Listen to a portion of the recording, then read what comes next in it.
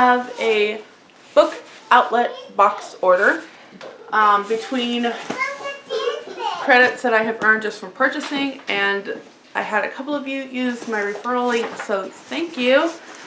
We have some books here, and I'm really proud of the fact that the books I chose, I didn't go over the credit much. I did go a little bit over, but I was like, no, I know there's a ton of books that we need or want, a ton of books I want, but let's stick with need. Especially since I'm doing a lot of purging right now. So a couple of these are probably not really going to fit this particular channel, but they would fit my Sodbuster Living channel. So just disclaimer there. And one of those would be like this one. This is the Self-Sufficient Living Backyard Farming. And there are several of these in this series. And I think this was like $3 or $4. And so I'm just going to kind of read, review, and go through that. A book that has been on my want to read forever. Okay, so one that I've been wanting to read forever is The Librarian of Auschwitz. World War II, librarian, I'm all on board. I hope it's as good as I expect it to be. So, one of the Jimmy Joe rights we do not own is The Reckoning at Grosmere Pond. So, this needs to happen. This is another one that I thought would be really interesting. This is Backyard Pharmacy, Plants as Medicine by Elizabeth Millard. This is actually a really pretty edition, but just wanted to kind of compare it with, I have a Rosemary Gladstar book, and just kind of compare, contrast, all that fun stuff. And then lastly, like I said, it's a small book haul, but so much fun, right? I will be sharing with you, my mom sent me 4 boxes of books that are on their way, so I'm going to add that on this video as well. So I think that'll be fun. But this one, we used to have one almost, was it the same one? It might have been even the same one. Go put it back. I don't think it was 200. It was like 15. Oh no, we had it was a ton. It was big and maybe it was this one. Maybe, but this one was used 2 pieces, and so all you do, let's see, we're gonna turn it on. I got it. Yeah, we did have this one. It's the exact same one. Yep. Yep. My diet. That's the bird. This is a pheasant cuckoo. Thank you. Pheasant cuckoo. And that's what it sounds like. Yeah, so that's the volume. And then let's see what the next one sounds like. This is the Jamaican lizard cuckoo. Stop. No.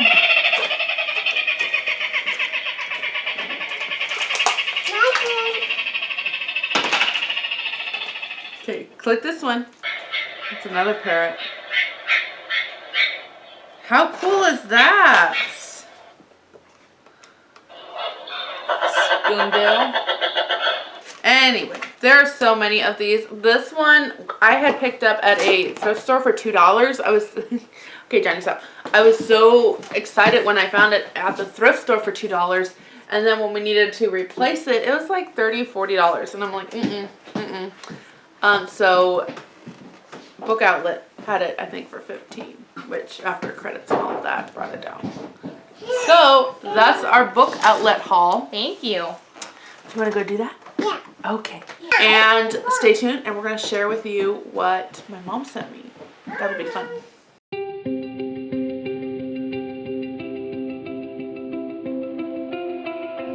Well, I have those books in some large stacks behind me. There are a lot of books here.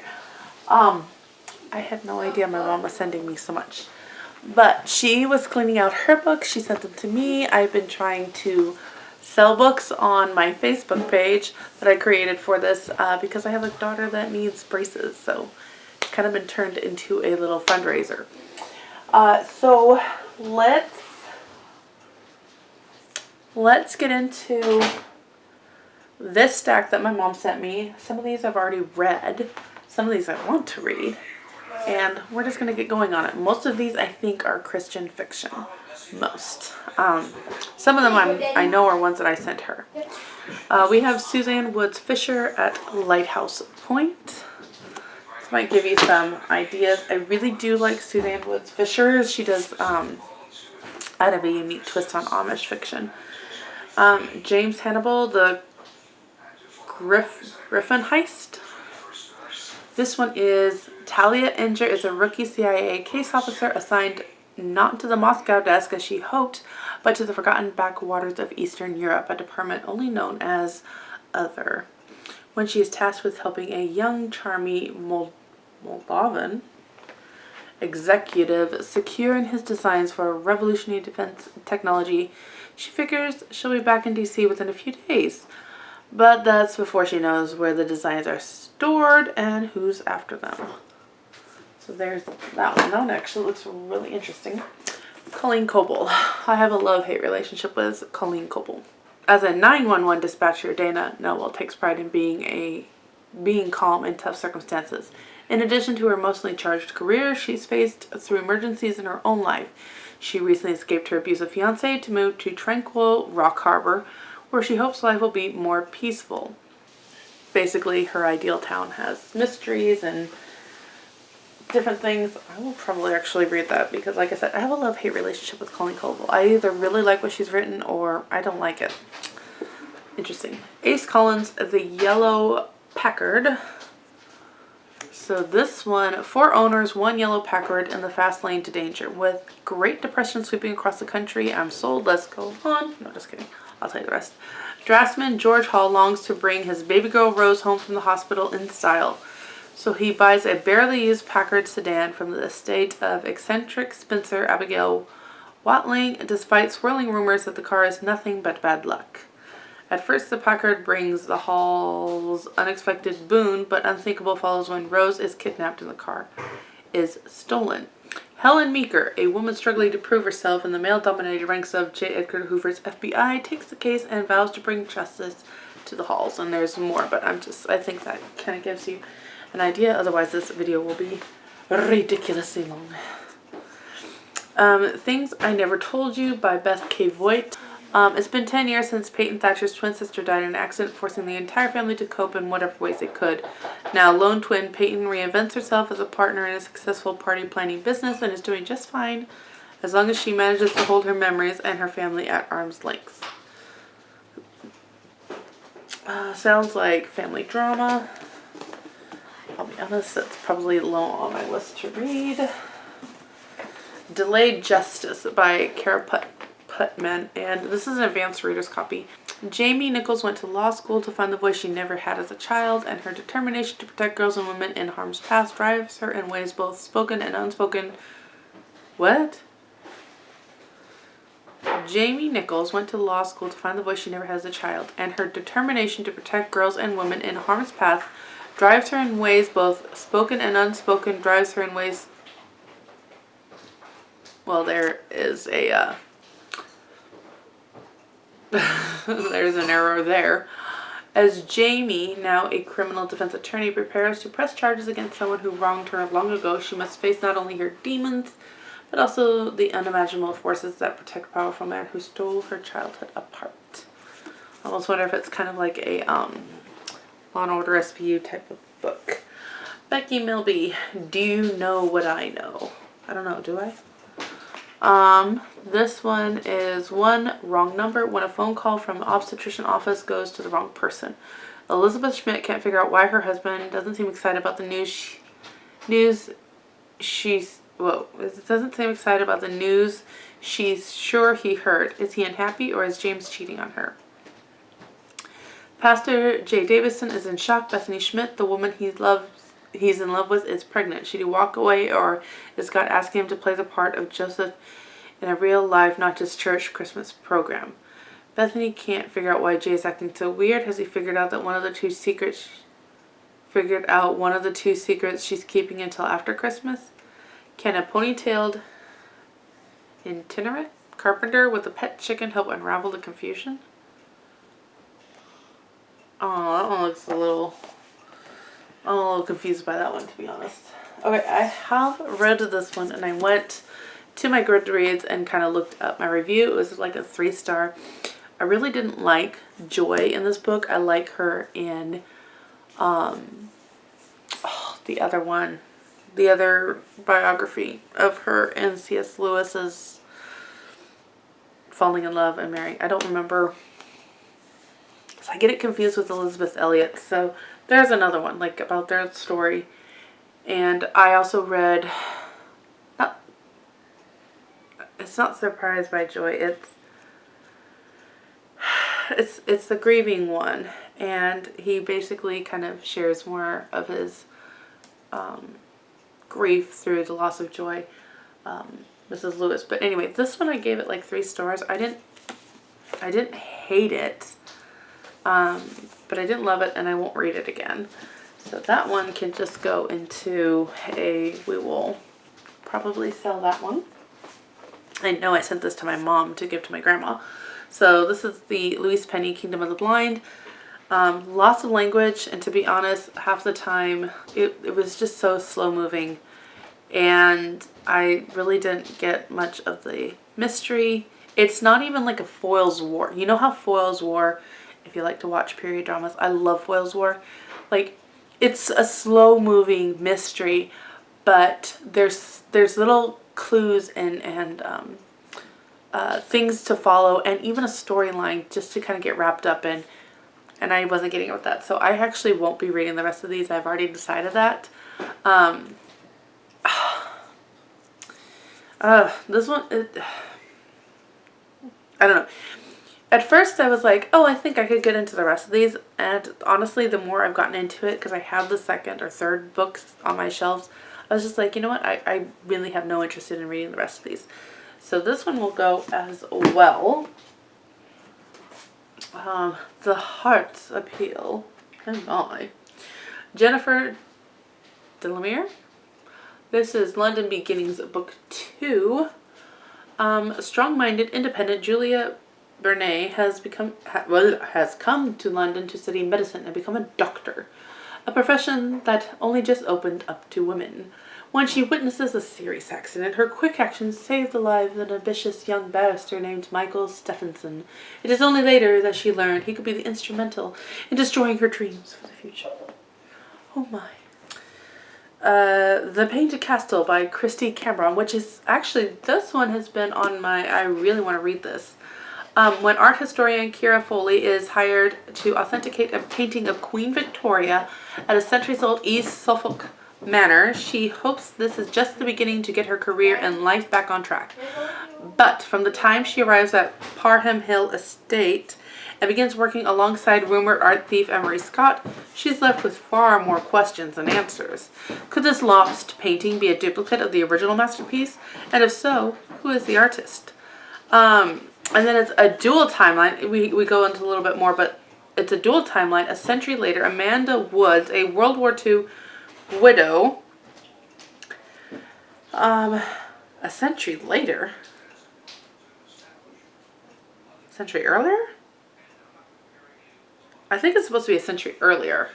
A century earlier, Amanda Woods, World War II, but that doesn't even work out. 1842, a century later. Maybe they're talking about Queen Victoria. But set in 3 time periods. That's right. Okay. So in the second time period, so the second paragraph is the second time period. 2 women emerge from the state's forgotten past. In Victorian England, talented sketch artist Elizabeth Mead is engaged to Viscount Huxley, then owner of Parham Hill, while their master portrait artist friend Winterhalter takes her under his wing, but Elizabeth's real motive for being there has nothing to do with art. She's determined to avenge her father's murder, even if it means feigning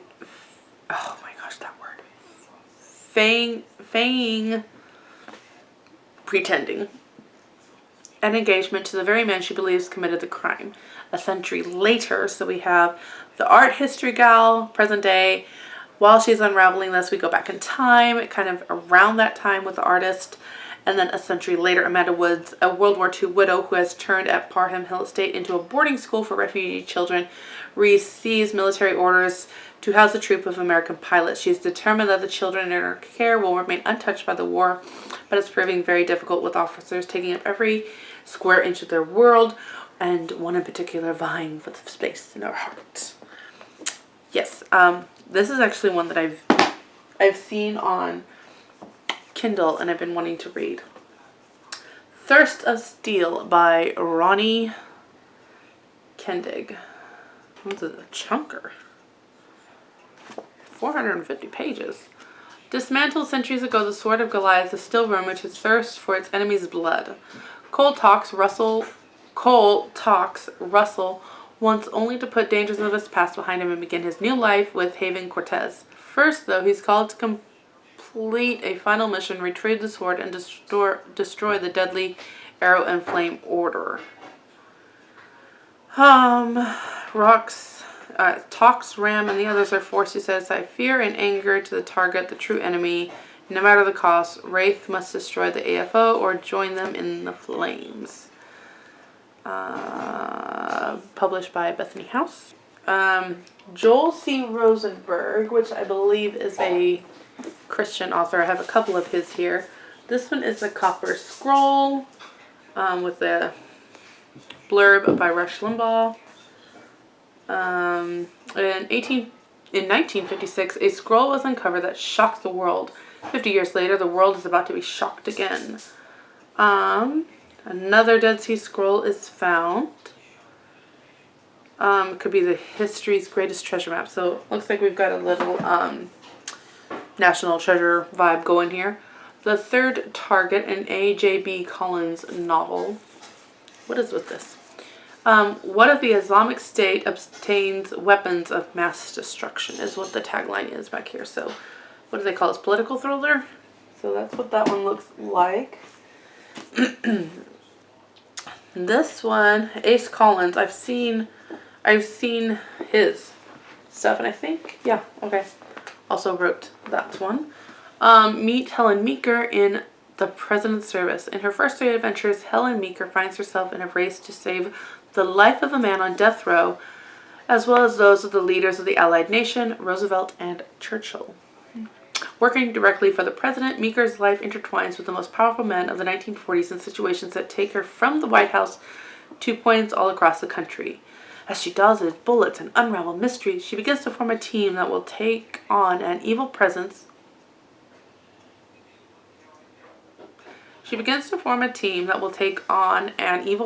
Whose goals and visions extend far beyond World War II. And we've got, let's see, in this one we have A Date with Death, The Dark Pool, and Blood Brother.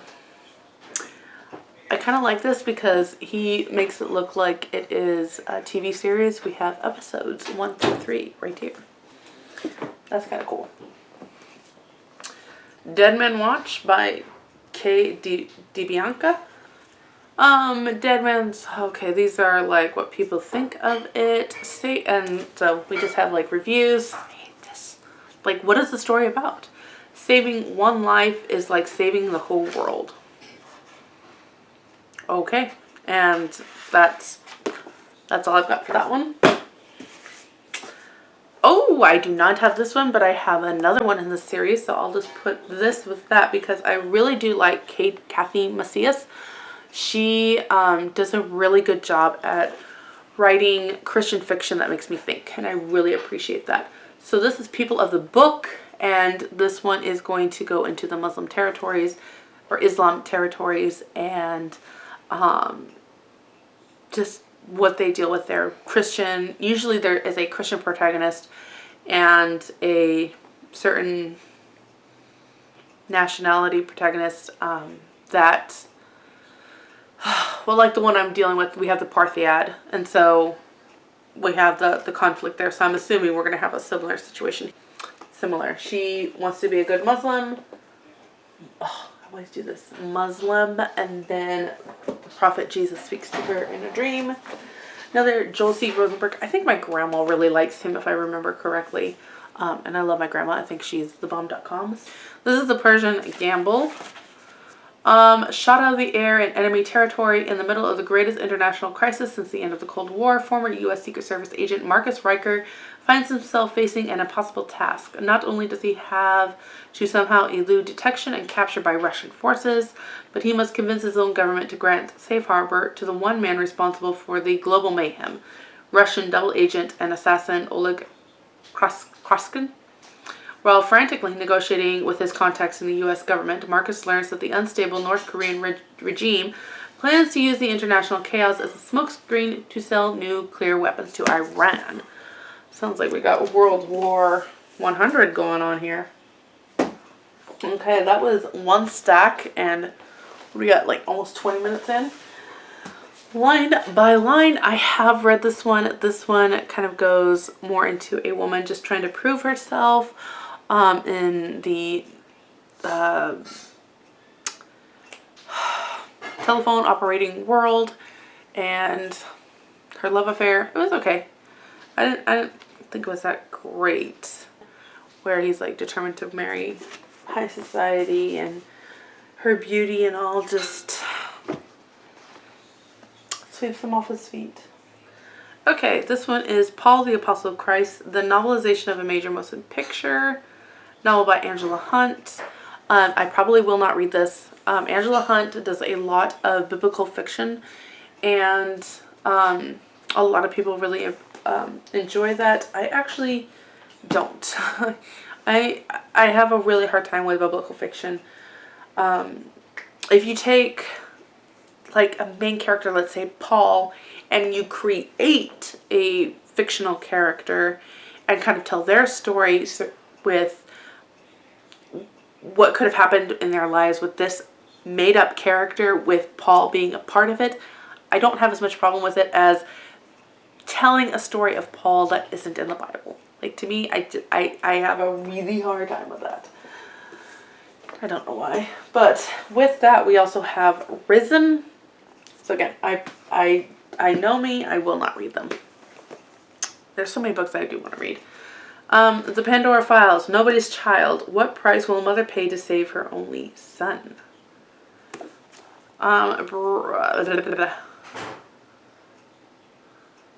Unprecedented choices never intended by heaven. Unintended consequences never seen on earth.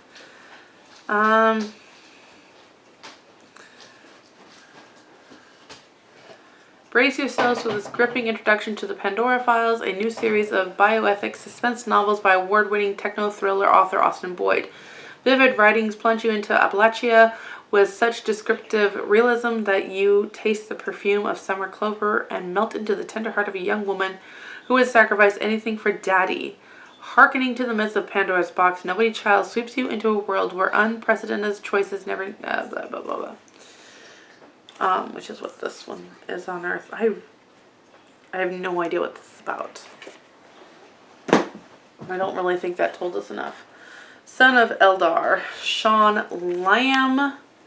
The weaknesses of men reside in hasty words. Ooh, that's good. Faithlessness results in actions that cannot save. Faithlessness results in actions that cannot save. So says the prophecy about the oath King Oleg made 200 years earlier in an effort to save his kingdom. Sadly, the coup divided Eldar into 6 territories ruled by an elector rather than a king. Now Elector Javan wants the title King Forever. With help from First Minister Dolus, they hunt down followers loyal to the faith of the true king, be it man or beast. Sounds like it's kind of a twist on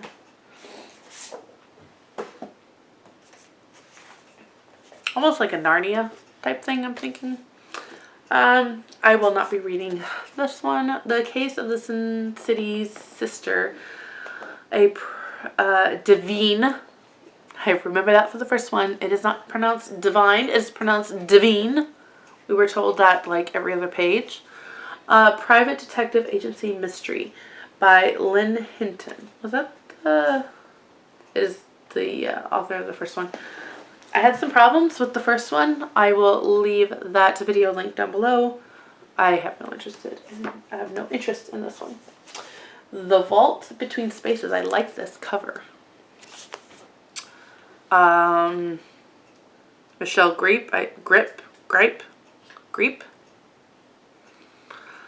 is the only author I recognized on this thing. Every legend must start somewhere. No prisoner who enters the gates of Hopewell ever leaves. But from the moment Oriole sets foot inside, oh goodness, Anatroshka's most formidable prison camp, she unsettles both commandant and prisoner alike with eyes at sea beyond the surface and music that trails her everywhere. Petite and delicate though she appears, Oriole bows before neither threat nor punishment. Moreover, she makes no attempt to hide her intention. Oriole plans to escape the inescapable Hopewell. But when facades are stripped away and myth becomes clothed in flesh, what begins as a prison break becomes a mission to stop the invasion of evil itself. Chana Schroeder loves stretching both imagination and faith through story. When she isn't reading or writing, she may be found practicing piano, reading biblical Greek or Hebrew, teaching on discernment, or working on one of her handwork projects while enjoying a movie. I kind of like her little biography. Okay, we have Beyond the Circle, Book 2. This is The Rise of Mystics. I haven't read any of the Circle books, so I probably won't keep this one. But I just read somebody saying that, isn't it interesting, she just finished the Circle book, and how, in light of recent events, how similar it was. I was like, now you got me intrigued. Another Ace Collins. This one is Jefferson Burke and the Secret of the Lost Scroll. I'm assuming this is some kind of twist on Harrison Ford, Raiders of the Lost Ark. What is the character's name? That guy. Oh my goodness. Why can't I think of the name? It's right there. Grr. I hate it when that happens. Raiders of the Lost Ark. Harrison Ford. Whip. Y'all are shouting at me the name. I know. Whatever. That dude. I'm done. It'll come to me later. Moments We Forget by Beth K. Voigt. This is an advanced reader's copy. Gillian Thatcher spent most of her life playing the family peacemaker, caught in the middle between driven, talented older sister and her younger spotlight-stealing twin sisters. Then on the night of her engagement party, a cancer diagnosis threatens once again to steal her chance to shine. And it sounds like it is a book on cancer, family dynamics, and things like that. Susan Meisner will be keeping this one. Why the Sky is Blue. Claire Holland has a loving husband, beautiful children, and a life as predictable and safe as any woman can imagine. Then one night, when returning to her car after a quick shopping trip to the local mall, everything changes. Kate Holland looks back at that night and her mother's... Kate, so that's the daughter, looks back at that night in her mother's life and knows it was a turning point. Their safe world was destroyed as choices were made that would forever affect the future of the entire family. This amazing story of sacrifice and redemption is told by two women, mother and daughter, in their own unique and decisive voices. It is a story about dreams coming true and about asking why the sky is blue. Interesting. Okay. A Haven for Her Heart by Susan Ann Mason. I did read this one. I gave it a review, I think, on my other channel, Subbuster Living. But this author writes mostly in Canada for my Canadian readers out there. This is a romance. This tells the story of the time when you could go to jail for having a child out of wedlock, and she was put into jail by her very, not sure what the word is, but her father, who basically just got mad and wanted to do something, so he threw her in jail. And basically the horrors that she went through, not only in jail but in the hospital, and kind of coming out of that and deciding to make things better for other women. And It's also the story of a elderly woman that basically just has no desire to live. And what she and our main character, who I can't remember the name, Olivia, decide to do. In that aspect, and then another guy comes into the picture, who needs this land, who is there to basically make trouble, and then falls in love, and then ethically he's like, this is not the kind of person I want to be. I think he also has a daughter. He's Greek, she's Italian, there's conflict, and the things that I didn't like about this. Well, for one, at one scene, the plumbing goes awry. He's covered in water. She's trying to salvage this house, and she just looks at these muscles of this guy that she detests and swoons. The other scene that I rolled my eyes at was almost like the author loved the scene so much from North and South, and she kind of created her version of it. The scene where Margaret Hale gets hit in the head with a rock. I mean, there was just so many similarities to it. I was like, that was taken from North and South.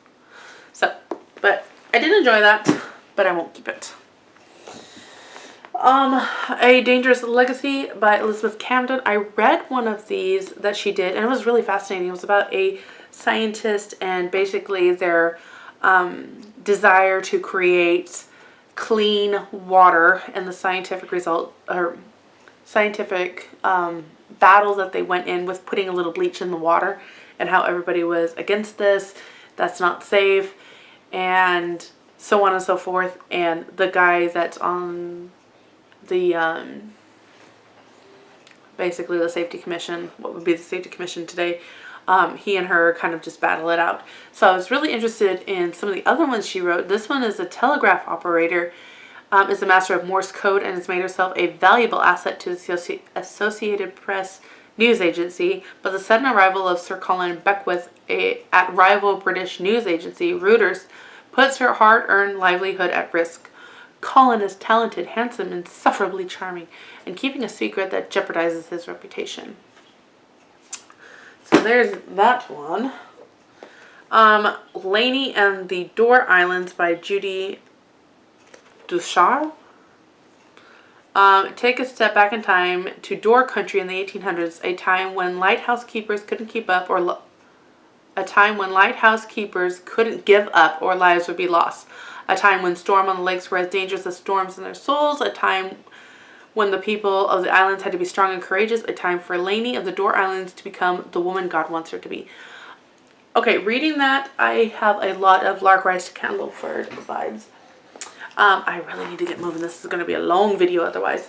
So this is The Innkeepers Daughter by Michelle Gripe. Someone needs to tell me how to pronounce it. Threats from abroad mean nothing when there's danger at home. Officer Alexander Moore goes undercover as a gentleman gambler to expose a high-stakes plot against the British Crown in 1808, and he's a master of disguise for Joanna Langley. Joanna Langley believes him to be quite the rogue until she can no longer fight against his unrelenting charm. All Joanna wants is to keep the family inn afloat, but when the rent and hearth payment are due at the same time, where will she find extra funds? If she doesn't come up with the money, there will be nowhere to go except the workhouse, where she'll be separated from her ailing mother and 10-year-old brother. Alex desperately wants to help Joanna, especially when she confides in him, but his mission, finding and bringing to justice a traitor to the crown, must come first, or they could all end up dead. It is a race against time for both of them. I'll be honest, this isn't my cup of tea. I probably won't read that. My daughter wanted to read this one. This is The Daughters of the Mayflower, The Pirate Bride. This is by a author of the, what are these called, True Color Crimes. She wrote one, and I remember enjoying that. Maribel, captive of the Caribbean, take your vote below, has returned to society seeking answers. The last time New Orleans attorney Jean-Luc Valmont saw Maribel Cordoba, a Spanish nobleman's daughter, she was an 11-year-old orphan perched in the riggings of his privateering vessel, proving herself to be the best lookout on his crew, until the day his infamy caught up with them all and innocent lives were lost. And then they fall in love and something's going to come up where they can't be together, and who knows what will happen after that. Childhood favorite, Captive Treasure by Millie Howard. Kind of what it is. Gal gets pioneer wagon. I think if I remember correctly, like something happens, they die, but the Indian sees her alive, takes her back to the camp, raises her up, and basically then she's got to make a decision if she's going to stay with them or go back to her own kind type of thing. This one has been in my Amazon wish list forever. My Dearest Dietrich, a novel of Dietrich Bonhoeffer's Lost Love. I've heard really great things. That's all I can really tell you about this. So this one will go into my, that is one that I've been wanting to read, but didn't really want to pay $18 for. The White Rose Resists, a novel of German students who defied Hitler by Amanda Barrett. This sounds amazing. I think I would really like to read this one. The Promise of New Germany's galvanized Sophie, The Promise of New Germany galvanized Sophie Scholl until she realized the truth behind Hitler's machinations for the fatherland. Now she and other students at Munich, the cradle of the Nazi government, have banded together in a desperate, dangerous fight for the truth. So that one, I know I would like this one. This is another one that I think I have had on my I would like to read. I would like to try some of her books. I'm not going to try to pronounce that. But this one's a socialite. This one is, as the eldest daughter of Sir Alfred Whitford, Kat has always played by the rules. Her little sister Ellie lives to break them. After running away to Paris, Ellie has disgraced the Whitfords by taking up with a Nazi officer and living in luxury as the world around her burns. Ellie has no intention of returning to a life dictated by British upper class, but Kat is determined to change her reckless sister's mind and save the family's reputation, even if it means stealing into Nazi-occupied France. And then she meets a Scotsman, and my heart is swept off my feet. Okay, this is another one that I've been wanting to read. This is Saving I always said Amelia, but it's Emily? Amelie? One letter, one request. On a trip to Germany with her father, Rachel Kramer receives a cryptic letter with a plea for help from an estranged friend. Married to an SS officer, Gerhard Schlicht, Christine sees the dark tides turning and fears her husband views their daughter Emily, death since birth, as a blight on his Aryan bloodline, I think. So, it's kind of what goes on with that. Yes, John. Okay. Need to get going here. Until We Find Home by Kathy Golk. This one is American Claire Stewart joining the French resistance. Sounded as romantic as the storylines she hopes will one day grace the novel she wants to write. But when she finds herself stranded on English shores with 5 French Jewish children she smuggled across the channel before Nazis stormed Paris, reality feels more akin to fear. With nowhere to go, Claire throws herself on the mercy of an estranged aunt, begging Lady Miranda Langford to take the children into her magnificent estate. Heavily weighed with grief of her own, Miranda reluctantly agrees if Claire will stay and help. Though desperate to return to France and the man she loves, Claire has few options. So this, featuring cameos from beloved literary icons Beatrix Potter and C.S. Lewis. So this sounds less like a love story in the sense that she can't get to her lover. Sounds like she's got to keep these Jewish kids. So I'm wondering what the storyline will be here. The Thief of Blackfriars Lane by Michelle. Constable Jackson Forge is determined to make the world a better place, but the streets of Victorian London are Kit Turner's domain. A self-proclaimed Robin Hood who runs a crew that acquires money the old-fashioned way, conning the wealthy to give to the poor. When local cab driver goes missing, it's Jackson's task to find the man, and the only way is to enlist Kit Turner's help. Yeah, this is one that I thought would be fun. So, that is one. Robin Patchen, I haven't read anything by her, but I've heard she's clean. I've heard that her mysteries are phenomenal. This one is Beauty in Hiding. This is book 2. Harper's second chance at life will become a second stint in prison if anyone connects her to those two dead men. Hooked and sunk. Okay. Nutfield, New Hampshire is as good a place as any to hide from the murder Harper left behind in Maryland. I'm assuming that's part of book 1. So I actually don't want to read anymore until I can get to book 1. So this one is Stratagem by Robin Carroll. Southern style romantic mystery suspense. Shiloh Publishing. A high-stakes simulation adventure leaves Grayson the prime suspect for murder. Deep in the gritty underbelly of New Orleans, psychologist Grayson... Oh, gosh. Thibodeau? It's like Devereaux. You know, it has that X and all that stuff.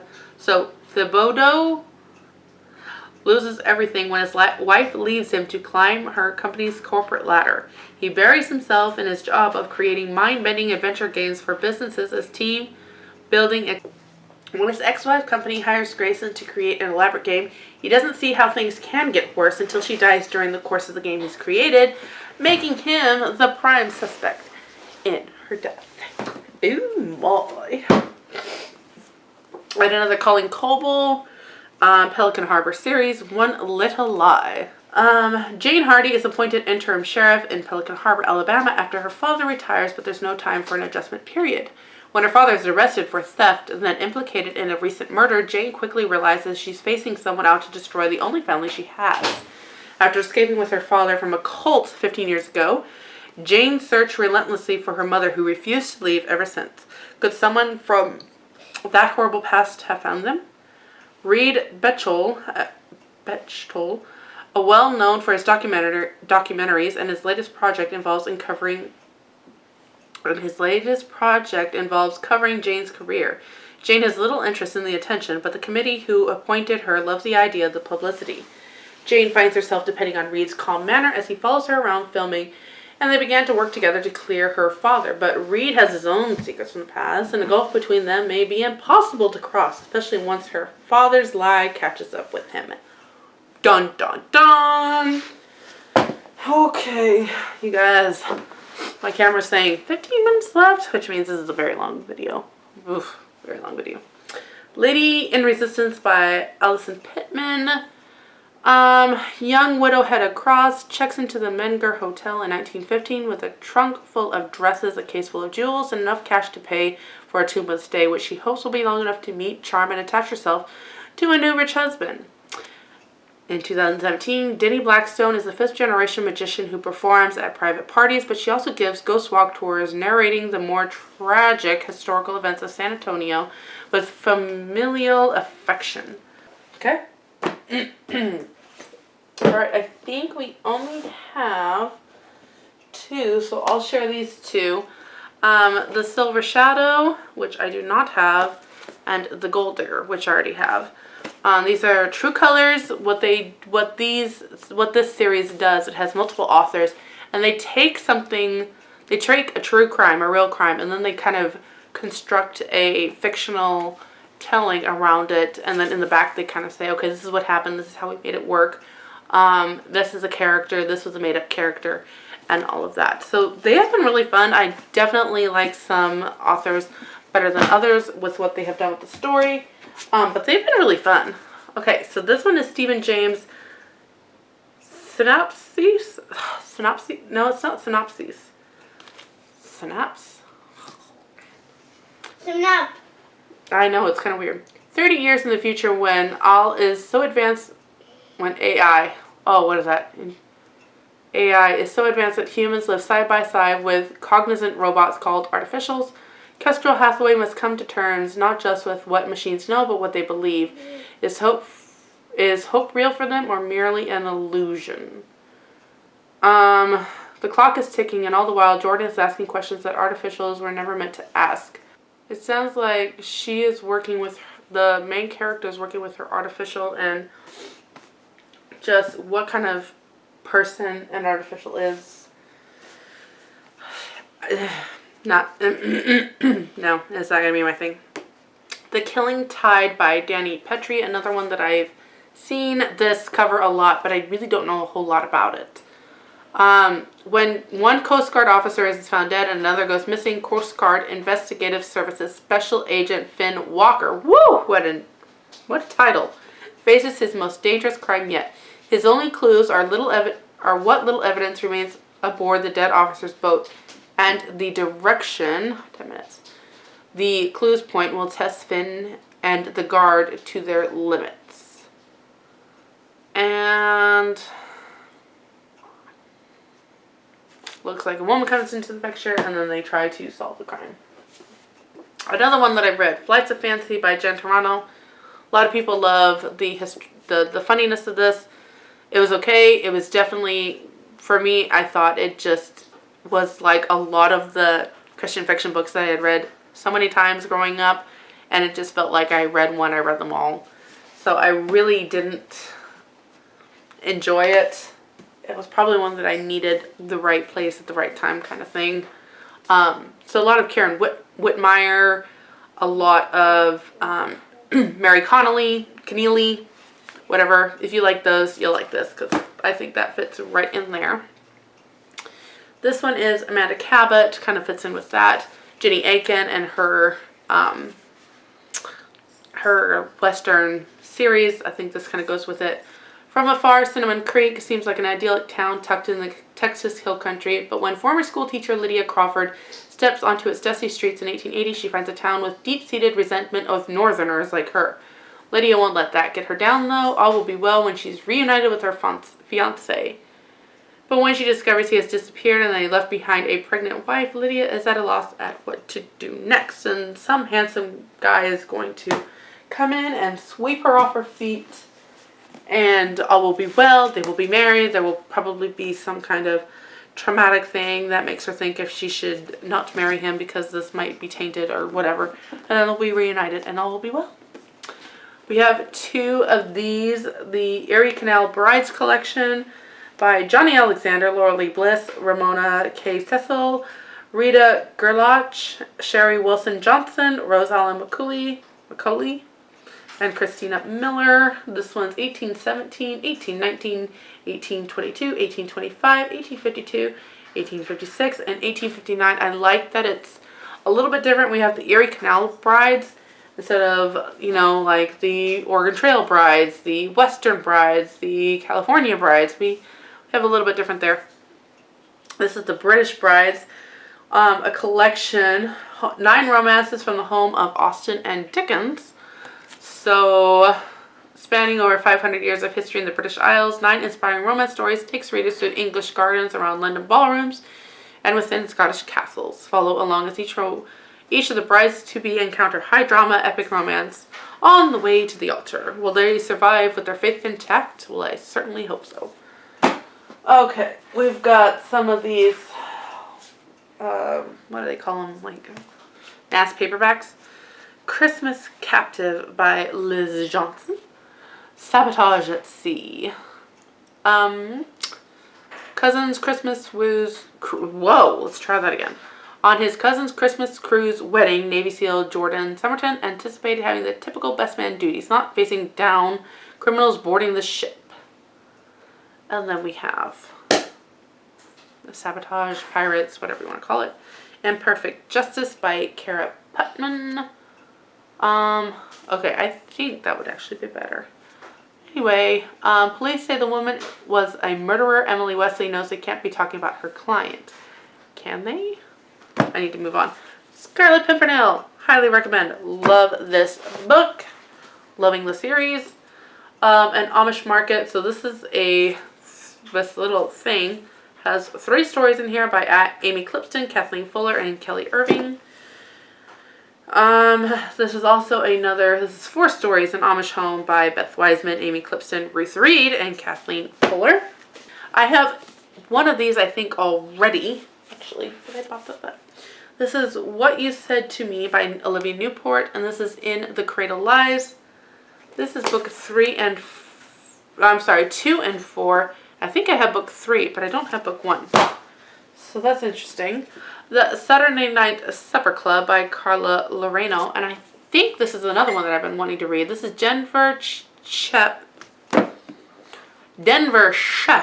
Rachel Bishop has accomplished everything she's dreamed of, like winning a James Beard Award and heading up her own fine dining restaurant. But when her partners push her out of the business following a targeted smear campaign, she vows to do whatever it takes to get her life back, even if that means joining forces with the man who inadvertently set disaster in motion. I think it was that one, maybe not. 9 by Rochelle Decker. This one, got some thoughts on that. I don't remember if it was Sodbuster Living that I wrote the review for, or if it was this one. I'll find my Goodreads review for that and leave it down below, because my thing is starting to beep at me like, hurry up, hurry up, hurry up. Submerged by Danny Petrie, which we had this author earlier.